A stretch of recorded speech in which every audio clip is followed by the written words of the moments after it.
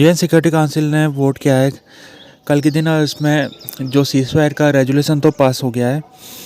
ये रेजोल्यूशन पहली बार UN security council में पास हो रहा है। इसमें गाजा में इमीडिएट सीज़फायर की बात की गई है। हालांकि ये जो रेजोल्यूशन है, इसमें अमेरिका ने समर्थन नहीं किया है, बल्कि वो अब्सटेन हो गया था, तो जिस कारण ये जो रेजोल्यूशन है 14-0 के सपोर्ट से पास हो गया।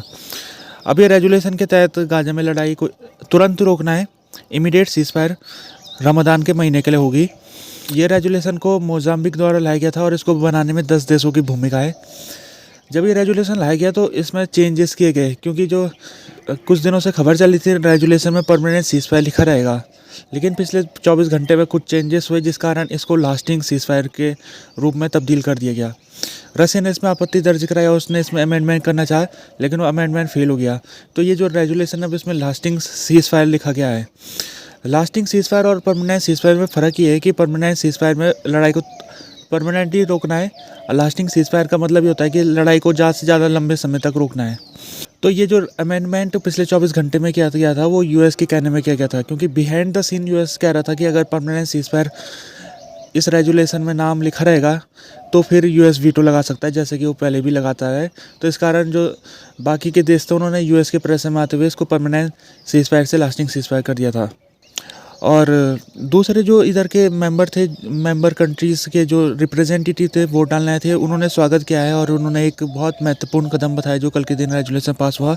यूएन की तरफ से भी सराहना की जा रही है रेजोल्यूशन की, और कहा जा रहा है कि अब इस रेजोल्यूशन को पालन कराना ज़रूरी है। सेक्रेटरी जनरल एंथोनी गुतेरेस ने कहा है कि इसको अब इन्फोर्स कराना पड़ेगा इस रेजोल्यूशन को।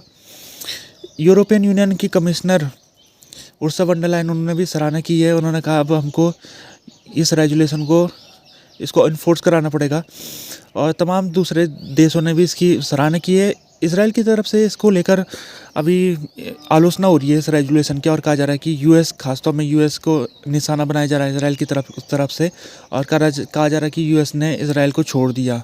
और इसराइल की जो नेशनल सिक्योरिटी मिनिस्ट्री के जो मिनिस्टर है इताबिन बेन गवीर, उन्होंने इस रेजोल्यूशन की आलोचना की है, और उन्होंने पहले यूएन के ऊपर कहा कि यूएन एंटी सेमेटिक ऑर्गेनाइजेशन है और पहले से ही यूएन इसराइल के खिलाफ है।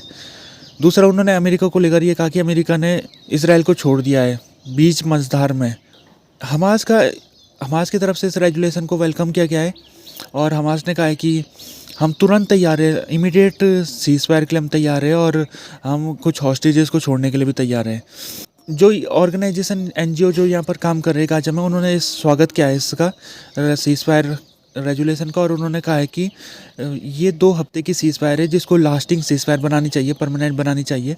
और उन्होंने कहा है कि 2 हफ्ते में, अगर 2 हफ्ते बाद फिर से लड़ाई शुरू हो जाती है तो फिर इसका कोई फ़ायदा नहीं होगा, यानी कि आगे भी इस सीज़फायर को कंटिन्यू रखना बहुत ज़रूरी है।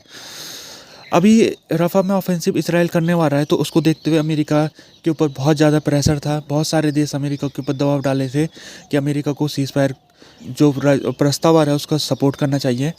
अमेरिका के ऊपर इंटरनेशनल प्रेशर था, और उसके अपने डोमेस्टिक प्रेशर भी उसके ऊपर था। कई डेमोक्रेटिक पार्टी के नेता भी अब कह रहे थे कि यहाँ पर सीज़फायर होना चाहिए। तो अमेरिका ने उस चीज़ को ध्यान में रखते हुए उसने इस रेजोल्यूशन में वीटो नहीं लगाया। अब अगर रफ़ा की सिचुएशन क्या है, फिर अभी रफ़ा में ऐसा है कि रफ़ा में ऑफेंसिव इसराइल कभी भी कर सकता है। तो इस रेजोल्यूशन के पास होने के बाद क्या इसराइल रफ़ा का जो उसका प्लान ऑफेंसिव है उसको क्या टाल देगा? ऐसा तो दिख तो नहीं रहा है इसराइल की तरफ से कि इसराइल इस रेजोल्यूशन को मानने वाला है। इसके पहले भी कई रेजोल्यूशन इसराइल के खिलाफ यूएन में लाए गए। इसराइल ने सभी रेजोल्यूशन में ये कहा था कि वो रेजोल्यूशन पास भी हो जाते तो हम उसको नहीं मानेंगे। और आईसीजे में भी जो इसराइल के ऊपर केस गया था जेनोसाइड को लेकर, उसमें भी इसराइल का यही कहना था कि जो चाहे वो कोर्ट की रूलिंग कुछ भी हो, हम उसको नहीं मानेंगे। तो इसराइल ने साफ साफ जता दिया है कि वो जो इंटरनेशनल बॉडीज़ है जो कि फैसले लेती है कि रेजोल्यूशन हो या फिर दूसरा केस है इसके ऊपर, तो इसराइल उनको नहीं मानेगा, और इसराइल की जो पॉलिसी है उसके आधार में इसराइल चलेगा।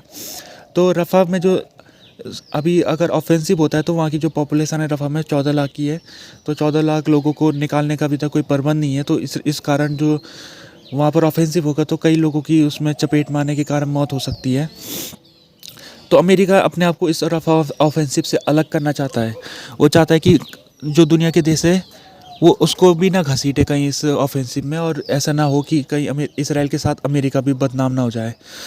तो इसलिए अमेरिका ने स्टांस पे चेंज कर दिया है।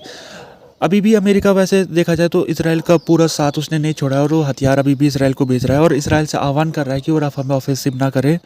जबकि इसराइल का कहना ये है कि हमास को ख़त्म करना ज़रूरी है। तो पूरा नेस्तनाबूद जब तक हमास को नहीं किया जाता तब तक हमास को हराने का कोई मतलब नहीं होगा। हमास फिर से अपने आप को तैयार कर देगा, तो हमास को जीरो करना पड़ेगा, उसको पूरा नेस्तनाबूद करना पड़ेगा। उसके लिए रफा में ऑफेंसिव करना ज़रूरी है। अब ये रेजुलेशन पास हो चुका है, तो ये फर्स्ट टाइम है जब यूएन सिक्योरिटी काउंसिल में सीज़ फायर को लेकर रेजुलेशन पास हुआ है। ये अपने आप में एक ऐसी बात है जो कि इतने देश शुरू से कह रहे थे, अक्टूबर से कह रहे थे कि सीज़ फायर होनी चाहिए, लेकिन विवाद होने के कारण देशों के आपस में ये कभी भी रेजुलेशन जितने बार भी लाए गए, हर समय किसी न किसी वीटो लगाने के कारण ये रेजुलेशन पास नहीं हो पाए थे। अभी तक 6-7 रेजुलेशन आ गए थे गाजा में सीज़ फायर के ऊपर। कभी यूएस वीटो लगाता था, कभी रसिया वीटो लगाता था, कभी चाइना वीटो लगाता था। तो पहली बार ऐसा हुआ है जब किसी भी देश ने वीटो नहीं लगाया है।